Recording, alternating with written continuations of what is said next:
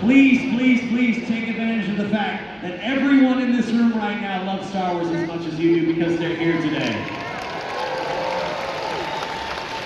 That is the spirit of what this event is about. We get to see some really cool stuff, but you get to hang out with family and friends all right here because we all love one thing. So please, please, please take advantage of that.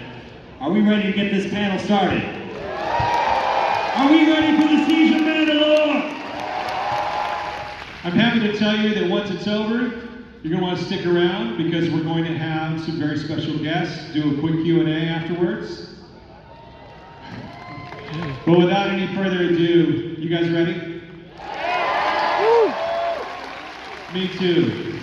Enjoy Clone Wars Season 7 and the Siege of Mandalore arc. Let's give it up for the Clone Wars!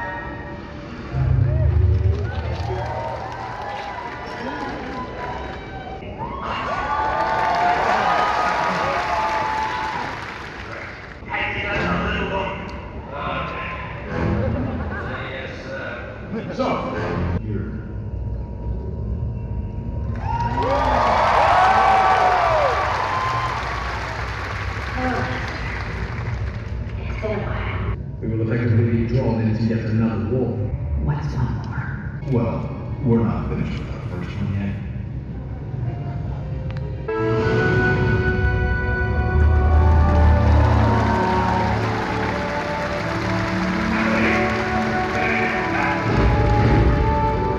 But you don't have to call me Commander anymore. Sure thing. Commander. Oh, I have. If you're gonna face more, you'll need these.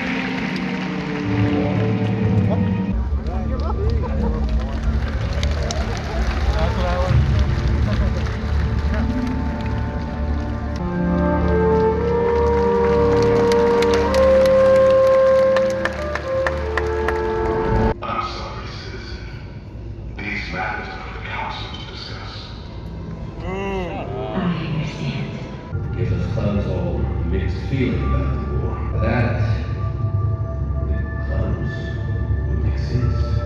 The Republic couldn't last for better soldiers, nor I a better friend.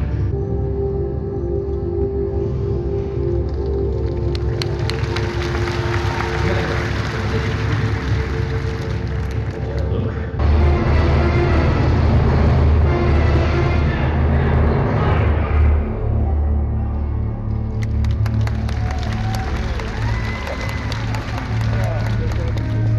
You don't understand.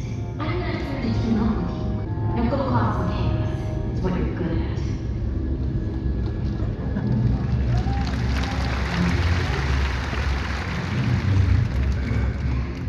I'm not rooting for you.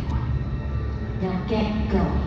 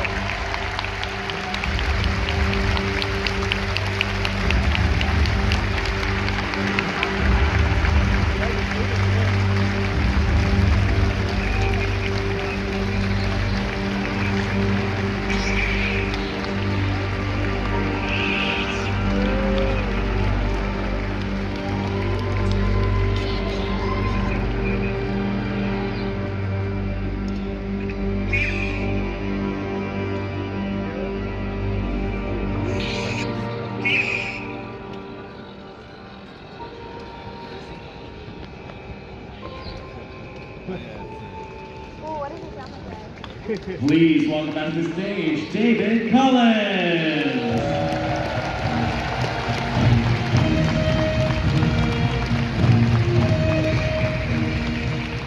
One more time for Star Wars The Clone Wars. 7 seasons of incredible Star Wars storytelling coming to us from Lucasfilm Animation. We have some moments left. I want to ask a couple of questions to some very, very special guests. We have the Vice President of Animation Production, the Senior Vice President of Production Development for Streaming, and of course, the man himself, Dave Filoni. Please welcome Carrie Beck, Athena Portillo, and Dave Filoni to the stage. Come on out.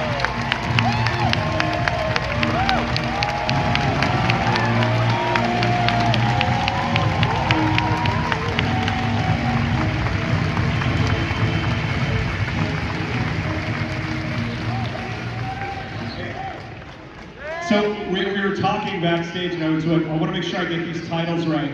And Carrie was like, just introduce us as the two that produced Dave. And all of your world. Is that fair or not? Dave, what were you going to say?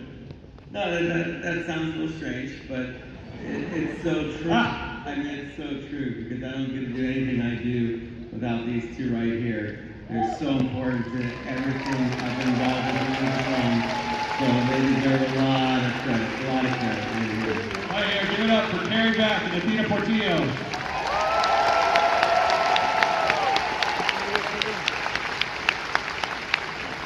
So, Carrie, just really quick, I wanted to start with you. How did all of this wonderful Clone Wars Season 7 happen? We know we had the Clone Wars, it went away for a while, and it came just roaring back with some of the most incredible episodes of the entire series, four of which we just saw today. How did all of this unfold? How did you get it to come back? Well, I think a lot of you out here had a lot to do with it. There was a hashtag, Save the Clone Wars. A lot of letters that were written to Bob Iger and Kathy Kennedy. And in meeting Dave and Athena in early days, I knew there were so many stories that were left to be told here. And so the moment they announced that Disney Plus was going to be a thing, and streaming was going to be something that Disney was doing, I immediately got to work. I had a couple co-conspirators at Lucasfilm, Tracy Kenobi, Jen Zaccaro, and a woman named Agnes Chu from Disney Plus. I got all the information together that I could to make the case of why we had to bring the Clone Wars back. And then I went to Dave, and I said, hey Dave, you want to make some more Clone Wars? Sure. If you can find the money, I'll do it, but I didn't think that was possible. So then you did. Well, Clone Wars has always seemed, and this is part of George Lucas's forward thinking that I know that you guys have talked about a lot. We've heard this echoed again and again, almost as a theme with everyone that worked with George. Clone Wars has always seemed bigger than television, and it seems like with this kind of storytelling, like this 4-part arc that we just saw, it just is made for streaming. So it really was kind of a perfect blend of how the industry had changed, and streaming is like a perfect home for it. It seems like being able to watch them all in a row. Yeah, it feels like, you know, and I've said this to Dave before, in looking back at everything that was made and all the stories that were told, you know, prior to season 7, just the genius of the format and the way that these stories were told that way, and how when you have the ability to go on a streaming platform and you want to spend an evening watching a story, you know, watching 4 in a row, 3 in a row, you know, and watching the sort of complete mini tales weighed against the larger journey there, it just seemed to be so brilliantly designed for what we know now is happening in the world. And I think, you know, for Star Wars, those kinds of tales, I think have come to become so meaningful. And so I think, again, by the time we got to season 7, I think that everybody just really wanted more. And I think that, you know, for me personally, I think wanted Dave to have the opportunity to finish telling the story the way he wanted to. And for Ashley and Dee and Matt and Sam and everybody to be able to come back and actually finish the journey of the Clone Wars. We're so glad to do it.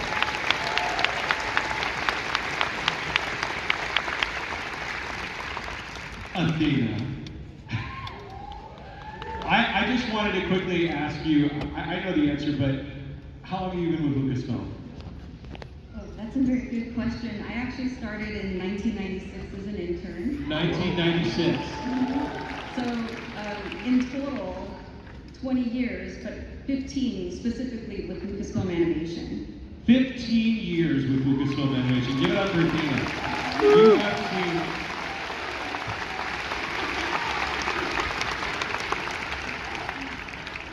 You have seen some... Yes, thank you. Why don't we say thank you, Athena? 1, 2, 3. Thank you, Athena. You've seen so much over the course of the development of the pipeline, the different seasons, the different characters, the show evolving and changing. Do you have a favorite moment, whether it be from throughout the series or even what we saw tonight, that that you love? Because you're also a huge fan of Star Wars, and I know this is meaningful to you because we geek out about it. Do you have some favorite moments working on the Clone Wars? Favorite moments in terms of what we just watched right now? Or Yeah, why don't we talk about what we just saw? Yes, okay, so I love this question because we actually were just talking about it last week. When you're in production, obviously you're going to know what the episodes are about, from script all the way through the end. But then as an audience member, obviously you're watching it for the first time. So as an example, in one of these episodes when Ahsoka is speaking to Anakin and Anakin says, they say good luck to each other.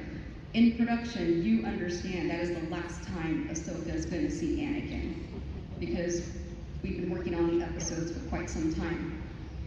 But as an audience member, you don't realize that until at the very end when you just saw Vader. So it's very emotional when you realize that that was the last time Ahsoka was going to see Anakin, as Anakin prior to Vader. But even though we've been working on it for so long, it still hits you. So being the emo person that I am, I cry every time I watch these episodes. So it's just very memorable to me.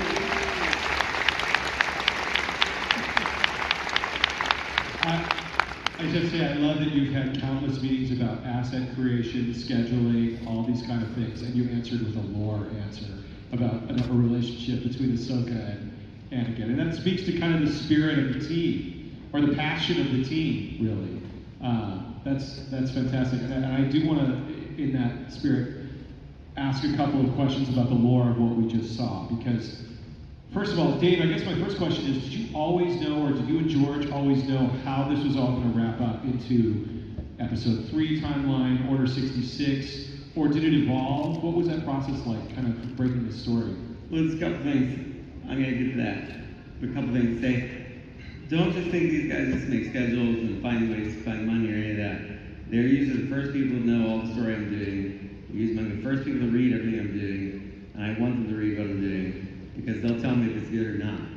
Because we're really good friends, but I'll let Carrie read something, and I'll be all excited. I'll be like, hey, Carrie, check this out. It's a really good scene. And she'll read it, oh, yeah, it's a good one. And I'll be like, huh? It's good. Well, you know, I don't know. Why? What's wrong with it? Well, there's this. And the team's like, oh yeah, that's right, yeah. I don't know. And I'm like, because you'll know. And then I'm like, And then I gruff and grumble about it, and I go away, and then I rewrite it secretly, and then I give it back to them, and then they really like it. That's how we make it better. Because you have to be open and listening to people, and they know Star Wars. So if they don't like it, they're not going to like it. So they're very important to the whole process. Very, very important.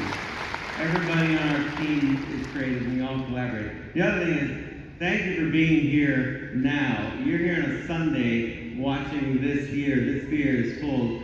I just have to say, that's awesome. And I really, really appreciate it. There's a lot of talk around right now about cinema and movies and theaters, and yet this is available to you all on Disney Plus right now. You could go back and watch it anywhere. But you chose to be here to watch it in a format together on a big screen. That's the power of cinema. It brings us together. And I gotta say, I think we're very proud of you all this moment. The force is strong with you. Thank you. Now, let's do things. You're asking if this is the way it always ended. No, that's not true. I've had many different versions of how this went. I had about a decade plus to think about it. I always knew there were certain elements of confrontation that were going to happen. Mainly from the very beginning that we created a character called Ahsoka and a clone called Captain Rex, but that was going to be highly problematic by the end. There was always some version of how do we deal with the reality around that, because that's an intense thing. The most important thing in forgetting anything about lore or Star Wars is that you have this young woman in a crisis situation that's involving all of her friends. She's determined not to hurt them. She's determined not to be violent. She's determined to do the right thing and hold on to who she is at all costs. And we all should take examples of that. I get emotional because it's important. It's important that you see her kindness. It's important that you see her spirit. And it's not easy. That's what George is trying to tell us. It is not easy when you give into anger. You're so quick to it. You feel it. It happens to you over little things, over big things, unexpected things. It grabs you. You make a wrong move, a wrong decision. And now that haunts you, and you hurt your friend, you hurt your family, you hurt someone you don't know. And that should haunt you. But for some reason, it's so much harder to say, I'm sorry. It's so much harder to say, will you forgive me? It's so much harder to say, you know, I know you're Darth Vader, but you're my father. I know you did terrible things, but I love you. I forgive you. That's Star Wars. That's why you're all here. And that alone was the most important driver of what to do in this story. Because we had a situation with a bunch of clones trying to just do terrible things.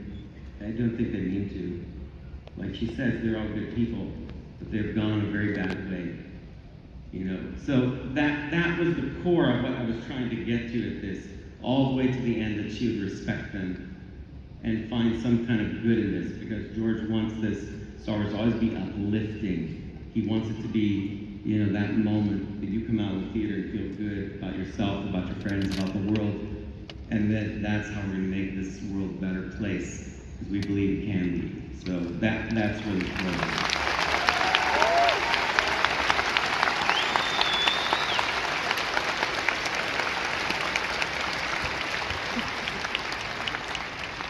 There are so many little moments that Ahsoka shows her the content of her character as being so pure and so idealistic for what the Jedi strive to be. And I've never seen Clone Wars, or dare I say it as a Clone Wars fan, as a Star Wars fan, I've never seen Star Wars come so close to the edge of blurring the lines between good and evil when Darth Maul is presenting his case to her about what's actually happening in the galaxy. And yet, she still manages to do the heroic right thing, even more so than Anakin. What was it like sort of navigating all of that Darth Maul dialogue to Ahsoka and somehow keeping Ahsoka resistant to that and still staying true to herself? I mean, what was it like writing that? And was it difficult? Did it flow out of you? Because my jaw was on the floor the first time all of that was laid out. When Darth Maul was talking to her that way.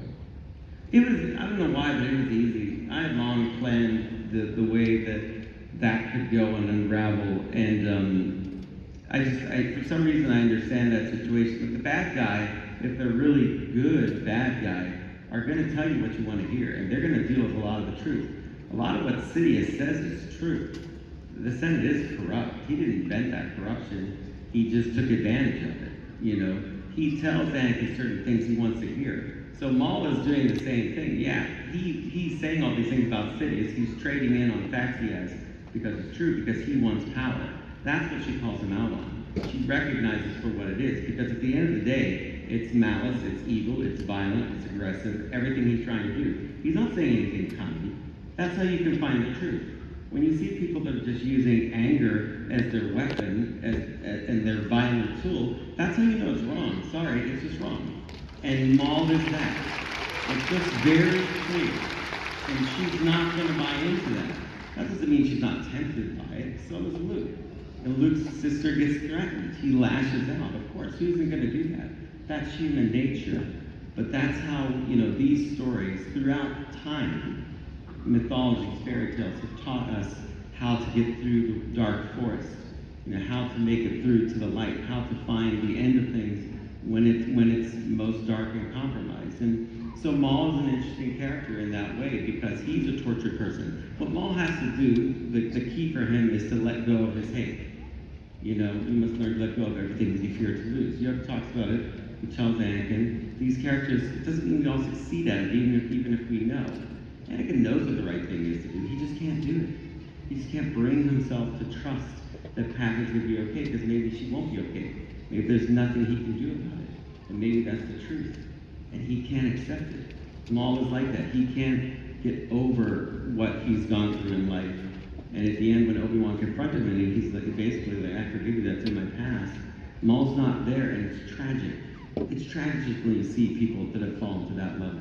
So that situation's easy to write because we can all relate to it.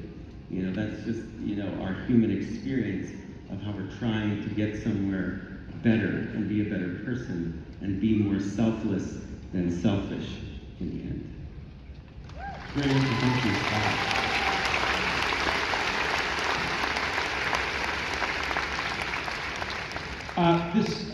This will lead to a question for all of you. But, you know, a lot of Star Wars fans, I know that I'm very passionate about this. I'm a fan of Star Wars, but I'm a fan of Lucasfilm. I follow Lucasfilm the way that people follow their favorite sports team, you know. Everything that Lucasfilm does, everything that ILM does, everything Skywalker Sound does, everything that, you know, THX was or Lucas Learning, and I geek out about what Pixar was and when it started and everything. Lucasfilm Animation is that thing that George spun up, you know, one of the last and most incredible gifts that he gave us, and it feels like it represents the heart of everything that we know Lucasfilm to be about, which is this innovative, amazing storytelling machine. You create these stories with incredible heart, and yet what makes Clone Wars so special is that it looks amazing. Every single frame, every performance, the way you cut it together, the way it's presented. Was there ever a time where you were just, that it sticks out in your memory, where you just thought, just the same way John Knoll thought on Phantom Menace or Dennis Muren on Empire Strikes Back, how are we going to do this? They've written something, it's amazing. How on earth are we going to put that on the screen? Anything come to mind for any of the three of you? I feel like in the beginning it was, dare I say, a little bit of fear that kind of kicks you into wanting to push through it because it's called challenge accepted at that point, right? So whenever there's a challenge, we always get together as a team, and we've been so fortunate to have the same team with us from the very beginning. And once the challenge is accepted, it becomes exciting. And once it becomes exciting, you always talk about how do we push through that? How do we get to the next level? How do we get it to look the way the team wants it to look without compromising the vision of Dave Filoni and George Lucas? So, challenge accepted. But it's the type of situation where once you've reached that point, you're like, okay, what's next? So there's two mottos that we've kind of like adopted, and I credit Joel Aaron for constantly saying this, which is totally doable. So it's a little scary, right? But we never say no. We don't like saying no. We don't like saying no to you. We don't like saying no to you. We always try to make a way to make it work. And that's what makes it exciting. But in the beginning, it was really rough. We had the wooden puppet like rocking around, and we're looking at it going, how do we make that look better? I mean, and I think that's worth pointing out. We knew it could be better. We knew it could be better the whole time. We weren't sitting there cheering for like, look what a great job we did. We said we need to do better. We need to learn. We were given the opportunity to learn. You know, these are the last 4 episodes. They're clearly the best episodes of the entire run of the thing. That's because we finally knew what we were doing. We finally got really good. But we were given the opportunity to get better, and I think it's tragic now. We live in like a world where people judge story and film and everything so immediately, and creatives are so roundly criticized all the time, and maybe some of that's fair, you know, but I knew that the Clone Wars movie needed to be a lot better. But I think now, like if I had come out with that now, I don't think I would be here 18 years later. I probably would have gotten voted out of the galaxy because it needed to be better. But George, you know, he really stuck with us and he really challenged us. But what he did that was most significant is he decided to teach us. And he took the time to teach us. And I see now everything that we're able to give back, not just to fans, but it's to him and everybody else that we work with. So hopefully Star Wars continues on in the way that he would have wanted. And that's because he took the time to teach a whole bunch of us, not just me, but Athena, and I can list a bunch of people that were there as well with us in the room, the editors, like whoever you want to look at. There are people carrying on this legacy, and I talked about earlier in the Bad Batch panel, legacy. And you know, Dave, you used to work for Lucasfilm, and you still work for us when we're doing some things, secret things. But it's like, you know, there's a legacy there, and I think that's what people feel. That's what's significant. And to be any small part of that legacy is a very big deal for all of us. We love those people that came before us. We've talked to those people. You still learn from all of those people because that's the magic. The magic, I'll tell you, that's the funny thing about magic and industrial light magic, it's the people. They're wonderful people, and so is everyone at Lucasfilm. I love them all. It's the greatest place to be, I gotta tell you. Before we wrap up, are there any staff members of Lucasfilm Animation or Lucasfilm that are in the house right now? If you're there, if you're out there, stand up. Stand up, please. Call you out. There they are again, yes. Give a round of applause. Buckwood! Buckwood, good! There you are, Buckwood! I always dash name of the studio when I need something. I just go, Buckwood! And he comes really quickly. It's amazing. It's awesome. That's how we get the show done fast. Well, I could sit and talk for another hour, you guys, and just listen to all these stories, but we're out of time right now. Please join me in thanking Carrie Beck, Athena Portillo, and Dave. Thank you, guys. Thank all of you.